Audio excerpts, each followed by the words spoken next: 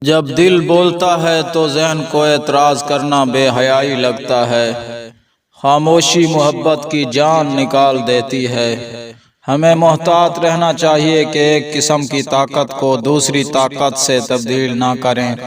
محبت اپنے آدھے حصے کی آرزو ہے جسے ہم کھو چکے ہیں۔ کوئی بھی جس کا مقصد کچھ اونچا ہے اسے کسی دن چکر آنے کی توقع کرنی چاہیے۔ چکر کیا ہے؟ گرنے کا خوف۔ آپ دو انسانوں کے باہمی پیار الفاظ کی تعداد سے نہیں ماپ سکتے۔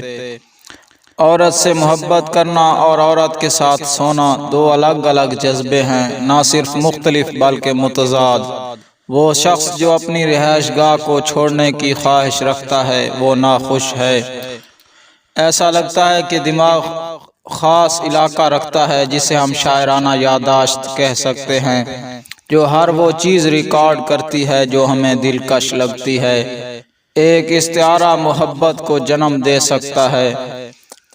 اے محبت کرنے والے، ان خطرناک پہلے دنوں میں محتاط رہیں۔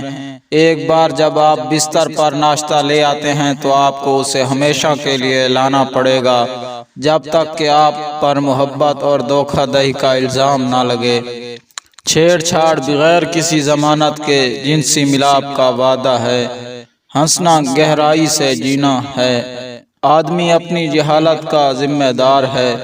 خوش قسمتی سے خواتین میں معجزانہ صلاحیت ہوتی ہے کہ وہ واقعہ کے بعد اپنے اعمال کا مطلب بدل دیں۔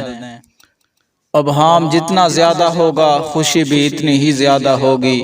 نفرت ہمیں اپنے مخالف کے ساتھ بہت مضبوطی سے باندھ کر پھنساتی ہے۔ ہمیں یادداشت کے بوجھ تلے مستقبل کو کبھی بھی گرنے نہیں دینا چاہیے۔ محض ذہین پیدا ہونے سے آپ فوراً اپنے آپ کو مکمل جلاوطنی میں پاتے ہیں۔ درد دلیل کو نہیں سنتا، اس کی اپنی وجہ ہوتی ہے جو معقول نہیں ہوتی۔ کوئی محبت خاموشی سے زندہ نہیں رہ سکتی۔ طاقت کے خلاف انسان کی جد و جہد بھولنے کے خلاف یاد کی جد و جہد ہے۔ محبت میں دو لوگ تنہا، دنیا سے الگ تھلگ، یہ خوبصورت ہے۔